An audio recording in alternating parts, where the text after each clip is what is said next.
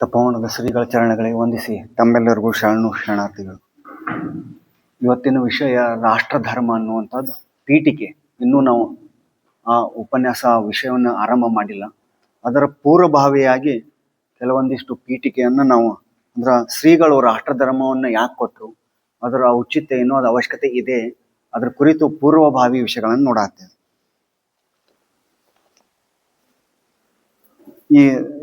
ಇವತ್ತಿನ ಟ್ರಸ್ಟೀಸ್ 4 ಪುಸ್ತಕಗಳನ್ನು ಮಾಡ್ಯಾರ. ಅದರಲ್ಲಿ ಸಿಲೆಬಸ್ 1, 2, 3, 4, ಅದರಲ್ಲಿ ಸಿಲೆಬಸ್ 3, ಪಠ್ಯಕ್ರಮ 3ದಲ್ಲಿ ಶ್ರೀಗಳು ಮಾಡಿದಂಥ ಪ್ರವಚನಗಳನ್ನು ಅವರ ಆಡಿಯೋ ಕ್ಯಾಸೆಟ್ಗಳನ್ನು ಲಿಪಿ ಮಾಡಿ ಅವುಗಳನ್ನು ಪುಸ್ತಕದ ರೂಪದೊಳಗೆ ತೊಗೊಂಬಂದಾರ.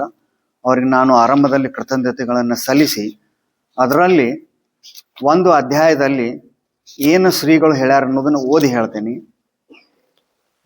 ಅಧ್ಯಾಯ 2, ಇದರಲ್ಲಿ ಶ್ರೀಗಳು ಒಂದನೇ ಪ್ಯಾರಾಗ್ರಾಫ್ದಲ್ಲಿ ಈ ರೀತಿ ಹೇಳಿದ್ದಿದೆ. ಇದು ಬಹಳ ಹಿಂದೆ ಮಾಡಿದಂಥ ಅವರ ಪ್ರವಚನ, ಅದರ DTP. ಈ 3ನೇ ಮಹಾಯುದ್ಧವು ಮಧ್ಯ ಏಷ್ಯಾದಲ್ಲಿ ಪ್ರಾರಂಭವಾಗುವುದು. ಈ ಕಾಳಗಕ್ಕೆ ಇಸ್ರೇಲ್ ರಾಷ್ಟ್ರವೇ ಗುರಿಯಾಗುವುದು. ರಷ್ಯನ್ನರು, ಈಜಿಪ್ಷಿಯನ್ನರು, ಚೀನಿಯರು ಒಟ್ಟಾಗಿ ಸೇರಿ ಇಸ್ರೇಲನ್ನು ಮುತ್ತಿಗೆ ಹಾಕಿ ಜೆರುಸೆಲಂನನ್ನು ಹಿಡಿದುಕೊಳ್ಳುವರು. ಇದಕ್ಕೆ ಪ್ರತಿಯಾಗಿ ಯುರೋಪಿಯನ್ನಿನ ಸಾಮಾನ್ಯ ಮಾರ್ಪಟ್ಟ ಸೇನಾ ಹಾಗೂ ಚೀನಿಯರ ಸೇನಾ ಇವರ ಮಧ್ಯೆ ಘೋರ ಸಂಗ್ರಾಮ ಜರುಗುವುದು. ಇಷ್ಟರಲ್ಲಿಯೇ ರಷ್ಯಾ ಮತ್ತು ಅಮೆರಿಕ ನಡುವೆ ಅಣ್ವಸ್ತ್ರ ಯುದ್ಧವು ಆರಂಭವಾಗುವುದು.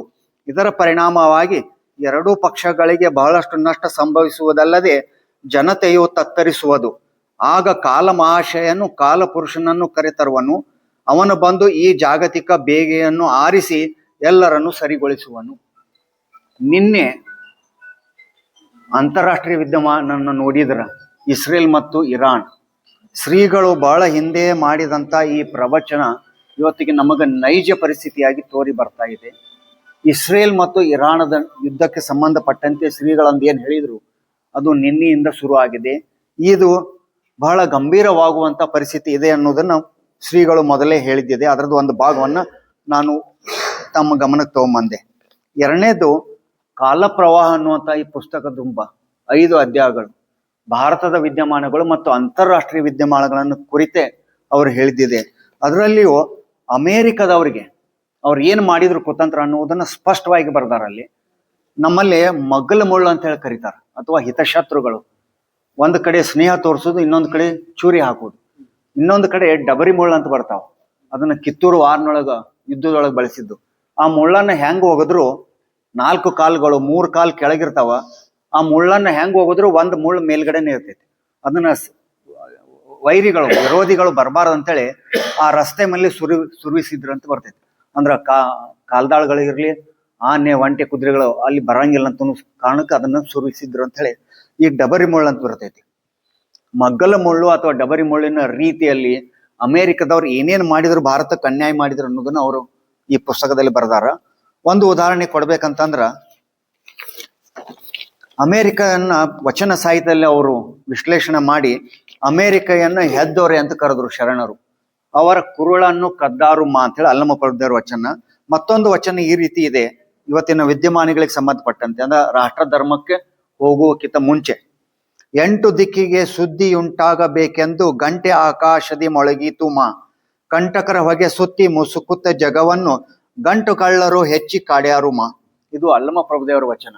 ಗಂಟುಗಳ್ಳರು ಅಂದ್ರೆ 2 ದೇಶದ ನಡಬರ್ಕ ದುಡ್ಡು ಕೊಟ್ಟು ಜಗಳ ಹಚ್ಚುವುದು, ಅವ್ರಿಗೆ ಶಸ್ತ್ರಾಸ್ತ್ರಗಳನ್ನು ಕೊಡುವುದು, ಒಬ್ರಿಗೊಬ್ರು ಬಡದಾಡ್ಬೇಕಾದ್ರೆ ಹಿಂದೆ ಸರಿಯುವುದು. ಈ ರೀತಿ ಇಡೀ ಜಗತ್ತಿನ ತುಂಬ ಇಂಥ ಅವ್ಯವಹಾರನ್ನ ಮಾಡಿದವರು ಅಮೇರಿಕಾದವ್ರು ಅಂತೇಳಿ ಸ್ಪಷ್ಟವಾಗಿ ಅವ್ರು ಬರ್ದದ್ದು ಇದೆ. ಮತ್ತೊಂದು ಅರವಿಂದ ಘೋಷರು, ಅವ್ರು ಮೊದಲೇ ತಿಳಿದಿತ್ತು, ಅವರ ಹುಟ್ಟಿದ ದಿನದಂದೇ ಭಾರತಕ್ಕೂ ಸ್ವಾತಂತ್ರ್ಯ ಸಿಗ್ತೈತೆ ಅಂತ ಹೇಳಿ ಅವರು ಇದೇ ಪುಸ್ತಕದಲ್ಲಿ ಶ್ರೀಗಳು ಉಲ್ಲೇಖ ಮಾಡಿದ್ದಿದೆ. ಅದನ್ನು ಅವ್ರು ಮುಂಚೆನೆ ಹೇಳಿದ್ರು. ಆದ್ರ ಸ್ವಾತಂತ್ರ್ಯ ಸಿಗುದು ದೊಡ್ಡದಲ್ಲ, ಭಾರತ ಮತ್ತು ಪಾಕಿಸ್ತಾನ ಅನ್ನುವಂಥ 2 ವಿಭಾಗಗಳಾದವು ಅಂದ್ರೆ ಇಬ್ರು ನೆಮ್ಮದಿಯಿಂದ ಇರುವುದಿಲ್ಲ, ರಕ್ತಪಾತ ಆಕೈತಿ, ಗ್ರಹಣ ಆಕೈತಿ. ಅದಕ್ಕೆ ಬ್ಯಾಡ್ ಅಂತ ಹೇಳಿ ಅವರು ತಮ್ಮ ಒಬ್ಬ ಆಪ್ತನನ್ನ ಕಳಿಸಿ ಕ್ರಿಕ್ಸ್ ಕೊಡುಗೆ ಅಂತ ಹೇಳಿ ಒಂದು ಕ್ರಿಕ್ಸ್ ಸಂಧಾನವನ್ನು ಮಾಡ್ಕೊಳ್ಳಿಕ್ಕೆ 2 ಪಕ್ಷದವ್ರಿಗೆ ಹೇಳಿ ಕಳಿಸಿದ್ರು. ಮುಂಬೈ ಒಂದು ಮೀಟಿಂಗ್ ಒಳಗ ಅವ್ರು ಹೋದ್ರು. ಅವರ ಆಪ್ತ ಕಾರ್ಯದರ್ಶಿ ಇಬ್ಬರಿಗೂ ಹೇಳಿದ್ರು, ಪಾಕಿಸ್ತಾನ ಪರ, ಭಾರತದ ಪರ, ನೀವು ಕ್ರಿಕ್ಸ್ ಸಂಧಾನವನ್ನು ಒಪ್ಪಿಕೊಳ್ಳ್ರಿ. ಆದ್ರೆ ಇಬ್ಬರು ಒಪ್ಪಿಕೊಳ್ಳಿಲ್ಲ. ಹಿಂಗಾಗಿ ಭಾರತ ಮತ್ತು ಪಾಕಿಸ್ತಾನ ಒಡಿತು, ರಕ್ತ ಪ್ರವಾಹ ಆತು. ಇದು ಯಾವ ರೀತಿ ಅನ್ನೋದು ವಚನ ಸಾಹಿತ್ಯದ ಆಧಾರಿತವಾಗಿ ಶ್ರೀಗಳು ಹೇಳಿದ್ದು. ಇದು ಇವತ್ತಿನ ವಿದ್ಯಮಾನಗಳಿಗೆ ಸಂಬಂಧಪಟ್ಟಂತೆ ಕೆಲವು ಉದಾಹರಣೆಗಳು. ಎರಡನೇದು, ರಾಷ್ಟ್ರ ಧರ್ಮ ಅನ್ನುವಂಥ ಅವಶ್ಯಕತೆ ಏನಿದೆ, ಅವ್ರಿಗೆ ಯಾಕೆ ಈ ಸಿದ್ಧಾಂತವನ್ನು ಪ್ರತಿಪಾದನೆ ಮಾಡಿದ್ರು ಅನ್ನಲಿಕ್ಕೆ ಪೂರ್ವಭಾವಿಯಾದಂಥ ವಿಷಯಗಳು. ಮತ್ತೊಂದು, ಭಾರತ ಮತ್ತು ಪಾಕಿಸ್ತಾನದ ನಡುವೆ ಅಮೇರಿಕಾದವ್ರು ಯಾವ್ಯಾವ ರೀತಿ ಅನ್ಯಾಯಗಳನ್ನು ಮಾಡಿದ್ರು, ನಾವು ಯಾಕೆ ಎಚ್ಚರಿಕೆಯಿಂದ ಇರಬೇಕಂತೇಳಿ ಈ ಕಾಲ ಪ್ರವಾಹದಲ್ಲಿ ಅವ್ರು ಹೇಳಿದ್ದಿದೆ. ನಮ್ಮಲ್ಲಿ ಇಂಥ ಪರಿಸ್ಥಿತಿ ಬಂತು, ಅಮೇರಿಕಾದವರು ಪಾಕಿಸ್ತಾನಕ್ಕೆ ಒಂದು ರಡಾರ್ ಕೊಟ್ಟಿದ್ರು ಪಾಕಿಸ್ತಾನ ಮತ್ತು ಭಾರತದ ಯುದ್ಧದಲ್ಲಿ. ಆ ರಡಾರ್ ಸಲುವಾಗಿ ಪಾಕಿಸ್ತಾನ ಗೆಲ್ಲುವಂತ ಪರಿಸ್ಥಿತಿ ಬಂತು, ಭಾರತದ ಸೇನಾಪಡೆ ಮುಂದುವರಿಲಿಕ್ಕೆ ಸಾಧ್ಯ ಇಲ್ಲ ಅನ್ನುವಂಥ ಪರಿಸ್ಥಿತಿ ಬಂತು. ಆವಾಗ ಏರ್ಫೋರ್ಸ್ ದಲ್ಲಿ ಇಬ್ಬರು ಏರ್ಫೋರ್ಸ್ ಫ್ಲೈಟ್ ಆಫೀಸರ್ಸ್ ಇದ್ರು. ಅವಾಗ ಏರ್ಫೋರ್ಸ್ನೊಳಗ ದೂರದಿಂದ ಕಮಾಂಡ್ ಕೊಡ್ತಾರೆ, ಅಂದ್ರೆ ಕಿವಿ ಒಳಗೆ ಹಾಕೊಂಡು ದಿಂದ ಕಮಾಂಡ್ ಕೊಡ್ತಾರೆ. ಕಾರಣ ಅವ್ರು ಇರೋದು ದೂರ, ಕಮಾಂಡರ್ ಇರೋದು ದೂರ, ಕಿಲೋಮೀಟರ್ ಗಟ್ಟಲೆ ದೂರ ಇರ್ತೈತಿ. ಅವ್ರು ಏನ್ ಮಾಡಿದ್ರೆ ತಮ್ಮ ಕಿವಿಯಾಗಿನ ಇಯರ್ ಫೋನ್ ಅನ್ನು ತೆಗೆದು ಹೋಗಿದ್ರು. ಯಾಕಂದ್ರೆ ಒಂದು ನಿಯಮ ಇದೆ, ಮೇಲಾಧಿಕಾರಿ ಏನು ಆಜ್ಞೆ ಕೊಡ್ತಾನೆ ಅದನ್ನು ಪಾಲಿಸಲೇಬೇಕು ಅಂತೇಳಿ. ಇವ್ರು ಆ ಕಿವಿ ಫೋನ್ ತೆಗೆದಿಟ್ಟು ಒಂದು ಹಳೆ ಮಾಡೆಲ್ ವಿಮಾನನ್ನ ತೆಗೆದುಕೊಂಡು ಇಬ್ರು ಹತ್ತಿದ್ರು. ನಮ್ಮ ಭಾರತದ ವಾಯುಪಡೆಯ ಇಬ್ಬರು ಫ್ಲೈಯಿಂಗ್ ಆಫೀಸರ್ಸ್ ಹತ್ತಿ ಆ ಅಮೆರಿಕಾದವ್ರು ಪಾಕಿಸ್ತಾನಕ್ಕೆ ಕೊಟ್ಟಂತ ರಡಾರಕ್ಕ ಹೈ ಸ್ಪೀಡ್ನೊಳಗೆ ಗುರಿ ಇಟ್ರು. ಅಂದ್ರೆ ಅದೇನ್ ಮಾಡ್ತಿತ್ತು, ಭಾರತದ ಏರ್ಕ್ರಾಫ್ಟ್ಗಳು ಹೋದಾಗ ಅದು ಗುಂಡು ಹಾಕಿ ಅದನ್ನ ಹೊಡೆದು ಉಳಿಸ್ತಾ ಇತ್ತು. ಇವ್ರು ಹೈ ಸ್ಪೀಡ್ನೊಳಗ ಆ ರಡಾರ್ಕ ಗುರಿ ಇಟ್ಟ ತಾವಿಬ್ರು ಆತ್ಮಹತ್ಯೆ ಮಾಡ್ಕೊಂಡ್ರು. ಆ ವಿಮಾನ ಹೋಗಿ ಆ ರಡಾರ್ಕ್ ಬಡದ ಅದನ್ನು ಮುಗಿಸಿಬಿಡ್ತು ಅಂತ ಹೇಳಿ ನಾವು ಪಾಕಿಸ್ತಾನ ವಾರದಲ್ಲಿ ಗೆಲ್ಲಲಿಕ್ಕೆ ಸಾಧ್ಯ. ಇದು ರಾಷ್ಟ್ರ ಧರ್ಮಕ್ಕೆ ಹೋಗಕ್ಕಿಂತ ಮುಂಚೆ ಯಾವ ರೀತಿಯಲ್ಲಿ ನಾವು ಬೇರೆ ಬೇರೆ ಋಣಗಳನ್ನು ಹೊಂದಿವಿ, ನಮ್ಮ ಸೈನಿಕರ ಋಣ ಯಾವ ರೀತಿ ಇದೆ ಅನ್ನೋದು ಈ ಉಪನ್ಯಾಸದಲ್ಲಿ ಅವ್ರು ಹೇಳ್ಕೊತ ಬಂದದ್ದಿದೆ. ಅದಕ್ಕೊಂದು ಉದಾಹರಣೆ.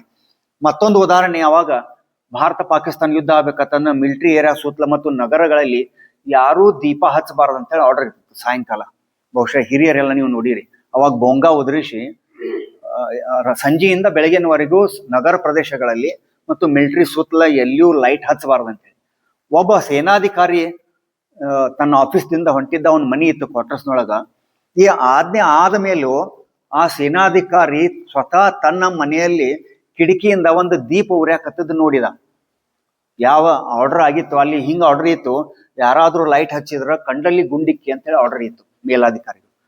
ತನ್ನ ಮನೆಯಲ್ಲೇ ಸಾಯಂಕಾಲ ಒಂದು ದೀಪ ಉರಿಯಾಕತ್ತೆ ತಂದ. ಅವನ ಸಿಟ್ಟಿಗೆ ಹೋದ, ತನ್ನ ರಿವಾಲ್ವರ್, ಸೊಂಟದಲ್ಲಿದ್ದಂತಹ ಲೋಡೆಡ್ ರಿವಾಲ್ವರ್ದಿಂದ ಒಳಗೆ ಹೋಗಿ ತನ್ನ ಮನೆಯಲ್ಲಿ ತನ್ನ 5 ವರ್ಷದ ಮಗನನ್ನು ಗುಂಡು ಹಾಕಿ ಕೊಂದ ಮರುದಿವಸ ಎನ್ಕ್ವೈರಿ ನಡೀತು. ಬೆಳಿಗ್ಗೆ ಬಂದು ನೋಡಿದ, ಅವ್ರ ಎನ್ಕ್ವೈರಿ ಆದ್ಮೇಲೆ ಆ ಮಗು ಏನ್ ಮಾಡಿತ್ತಂದ್ರ, ತನ್ನ ತಾಯಿ 2ನೇ ಡೆಲಿವರಿಗೆ ತವ್ರ ಮನೆಗೆ ಹೋಗಿದ್ಲು.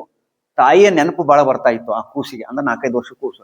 ತಾಯಿಗೆ ಒಂದು ಪತ್ರ ಬರೆಯಕತ್ತಿತ್ತು, ಒಂದು 4 ಶಬ್ದ ಬರೆದಿತ್ತ ಆ ಹುಡುಗ, ಅಮ್ಮ ನಿನ್ನ ನೆನಪು ನನಗೆ ಬಹಳ ಆಗ್ತಾ ಇದೆ ಅಂತ. ಆ ಪತ್ರ ಬರೀ ಸಲುವಾಗಿ ಅವ ರೀಡಿಂಗ್ ಲ್ಯಾಂಪ್ ಹಚ್ಕೊಂಡಿದ್ದ. ಆದ್ರೆ ಕಾನೂನು ಇಷ್ಟ ಉಗ್ರವಾಗಿ ಪಾಲಿಸಬೇಕಾಯ್ತು ನಮ್ಮ ಸೇನಾಧಿಕಾರಿಗಳು ಹಿಂದಿನವರು. ಸ್ವತಃ ತನ್ನ ಮಗನನ್ನ ತಾನು ತಿಳಿದು ಗುಂಡು ಹಾಕಿ ಭಾರತದ ರಕ್ಷಣೆಗಾಗಿ ಒಂದು 4-5 ವರ್ಷದ ಮಗು ಸಹಿತಕ್ಕೆ ಕುರ್ಬಾನಿ ಆಯಿತು. ಅದು ತನ್ನನ್ನು ತಾನು ಈ ದೇಶಕ್ಕಾಗಿ ಅರ್ಪಣೆ ಮಾಡಿಕೊಳ್ತು. ಇನ್ನ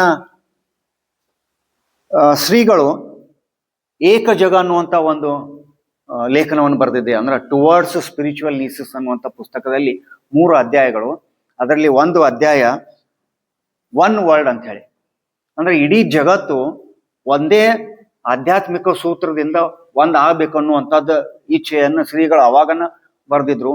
ಯುಎನ್ಒದಲ್ಲಿ ಯುನೆಸ್ಕೋದಲ್ಲಿ ಅವರು ಮೊದಲೇ ಪ್ರವಚನ ಮಾಡಿದ್ರು. ಇದೇನು ಭದ್ರತಾ ಕೌನ್ಸಿಲ್ ಇದೆ, ಇದು ಹೆಸರಿಗೆ ಮಾತ್ರ ಭದ್ರತಾ ಕೌನ್ಸಿಲ್, ಅದು ಸ್ವಂತಕ್ಕೆ ಅಭದ್ರ ಆಗಿದೆ ಅಂತೇಳಿ ಅವ್ರು ಅವಾಗನೇ ಹೇಳ್ಬಿಟ್ಟಾರೆ. ಯುನೆಸ್ಕೋದಲ್ಲಿ ಅವರು ಪ್ಯಾರಿಸ್ನೊಳಗೆ ಹೋದಾಗಲಿ ಇದಾಗಲಿ, ಅಂದ್ರ ಇವ್ರ ಕೈಲಿ ಕೆಲಸ ಆಗೋದಿಲ್ಲ, ಬರೀ ಉಪದೇಶ ಅಷ್ಟ ಕೊಡ್ತಾರ ಅಂತೇಳಿ.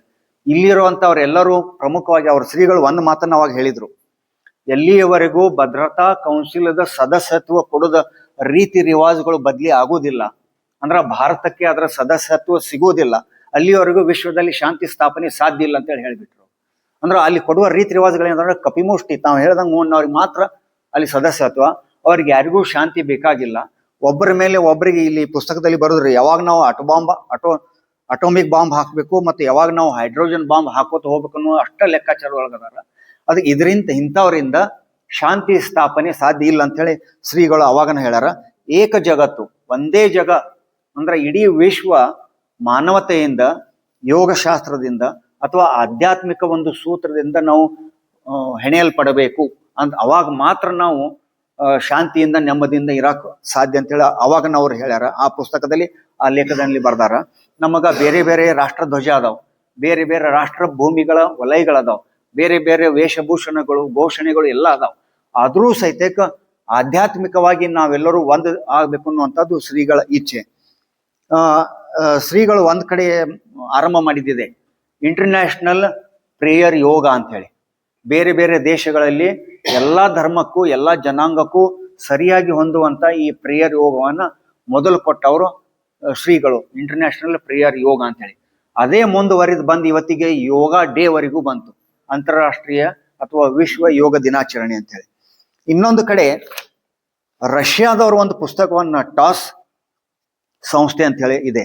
ಯಾಕಂದ್ರೆ ಇಲ್ಲಿ ಕಾಲ ಪ್ರವಾಹದೊಳಗೆ ಅವ್ರು ಬರೆದ್ರು, ಒಬ್ಬ ಪಾದ್ರಿ ರಷ್ಯಾಕ್ಕೆ ವಿಸಿಟ್ ಕೊಟ್ಟ, ಅಮೆರಿಕಕ್ಕೂ ವಿಸಿಟ್ ಕೊಟ್ಟ. USSR ಅದು ಒಂದು ರಾಷ್ಟ್ರ ಇರಲಿಲ್ಲ, ಅನೇಕ ರಾಷ್ಟ್ರಗಳ ಒಂದು ಸಮೂಹ ಇತ್ತು, United States of Soviet Russia ಅಂತ ಹೇಳಿ.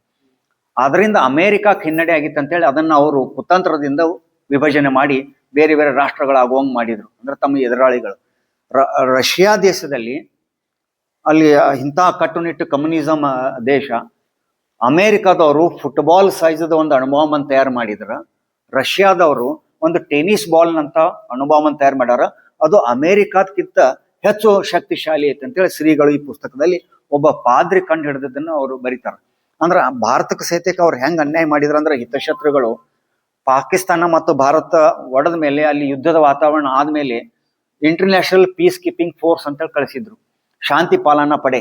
ಆ ಅಮೆರಿಕದವ್ರ ಸೈನಿಕರ ಸ್ಥಿತಿ ಅಲ್ಲಿದ್ದು ಕೆಲವು ದಿವಸ ಇದ್ದ ಮೇಲೆ ಅವ್ರು ಹೊಳ್ಳಿ ಹೋಗುವಂತ ಪರಿಸ್ಥಿತಿ ಬಂತು. ಅವ್ರು ಏನ್ ಮಾಡಿದಂದ್ರೆ, ಅಮೆರಿಕದವರು ಆ ಪಾಕಿಸ್ತಾನದ ಕಣಿವೆಗಳಲ್ಲಿ ತಮ್ಮ ಶಸ್ತ್ರಗಳನ್ನ ಮುಚ್ಚಿಟ್ಟು ಹೋಗ್ತಾ ಪಾಕಿಸ್ತಾನ ಮಂದಿಗೆ ಹೇಳಿದ್ರು, ನಾವು ಹೋದ್ಮೇಲೆ ಆ ಶಸ್ತ್ರಗಳನ್ನ ತೆಗೆದುಕೊಂಡು ಭಾರತದ ಮೇಲೆ ಮುಗಿಬೀಳ್ರಿ ಅಂತ. ಇಂಥ ಅನ್ಯಾಯವನ್ನ ಮಾಡ್ಕೋತ ಬಂದದಕ್ಕೆ ಶ್ರೀಗಳು ಅಮೆರಿಕಕ್ಕೆ ಯಾವಾಗ್ಲೂ ಪ್ರವಾಸ ಮಾಡ್ಲಿಲ್ಲ, ಅದನ್ನ ಪ್ರತಿಭಟನೆ ಮಾಡ್ಕೋತ ಬಂದ್ರು.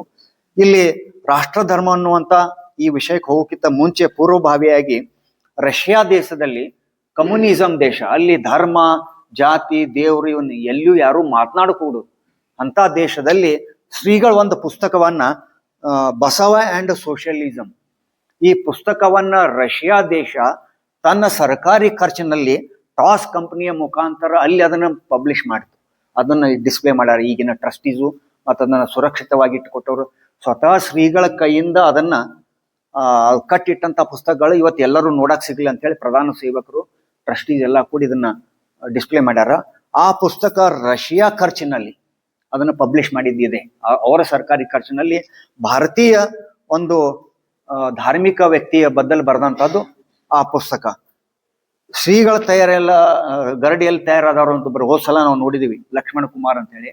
ಅವ್ರಿಗೆ ಈ ವರ್ಷ ಅತ್ಯುತ್ತಮ ಯೋಗಪಟು ಅಂತ ಹೇಳಿ ಪ್ರಶಸ್ತಿ ಬಂತು. ಅವರು ಮೊಟ್ಟ ಮೊದಲ ಭಾರತೀಯ ಸಾಂಸ್ಕೃತಿಕ ರಾಯಭಾರಿ ರಷ್ಯಾ ದೇಶದಲ್ಲಿ ಅವರು ಭಾರತೀಯ ರಾಯಭಾರಿಯಾಗಿ ಒಳಗಿದ್ದವರು. ಯೂನಿವರ್ಸಿಟಿಯಲ್ಲಿ ಅವರು ಯೋಗ ಶಿಕ್ಷಣದ ಮುಖಂಡರಿದ್ರೆ, ಹೆಡ್ ಆಫ್ ದ ಡಿಪಾರ್ಟ್ಮೆಂಟ್. ಶ್ರೀಗಳ ಕೈಯಲ್ಲಿ ತಯಾರಾದವರು, ಟ್ರಸ್ಟಿ ಸಹಿತ ಅದಾರ. ಅಲ್ಲಿ ಹೋದಾಗ ಇತ್ತು ಕಠಿಣ ಇತ್ತು. ಸುಮಾರು 40 ಜನರಲ್ಲಿ ಕೇವಲ ಒಬ್ಬರನ್ನ ಮಾತ್ರ ಆರಿಸಿದ್ರು.